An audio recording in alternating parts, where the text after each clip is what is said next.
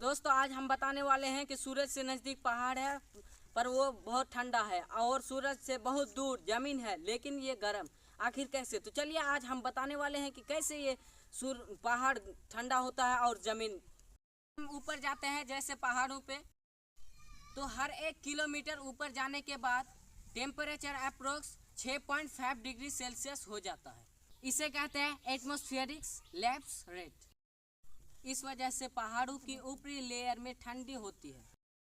जमीन सूरज की हीट को एब्जॉर्ब करके गर्म हो जाती है। जमीन से ही हवा गर्म होती है क्योंकि हवा खुद सूरज की रोशनी को एब्जॉर्ब नहीं करती।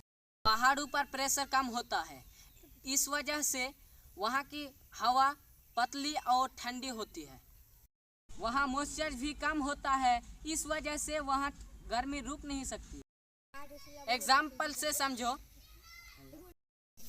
समंदर के किनारे सी लेवल पे टेम्परेचर 30 डिग्री सेल्सियस हो सकते हैं। सेम दिन हिमालय की किसी जगह में 0 डिग्री सेल्सियस या -5 डिग्री सेल्सियस होते हैं। अब मैं डिटेल से समझा दूं कि ज़मीन गर्म क्यों होती है। सूरज के किरणें सीधे ज़मीन पे गिरते हैं। सूरज की रोशनी धरती पे पड़ती है तो ज़्यादा हीट डायरेक्टली ग्राउंड सरफेस यानी ज़मीन पे पड़ती है। पहाड़ों की ऊपर वाली हवा में सूरज की रोशनी डायरेक्टली एब्जॉर्ब नहीं होती। हवा मोस्टली ट्रांसपेरेंट होती है। पत्थर, कंक्रीट ये सब मटेरियल हीट को एब्जॉर्ब कर लेते हैं।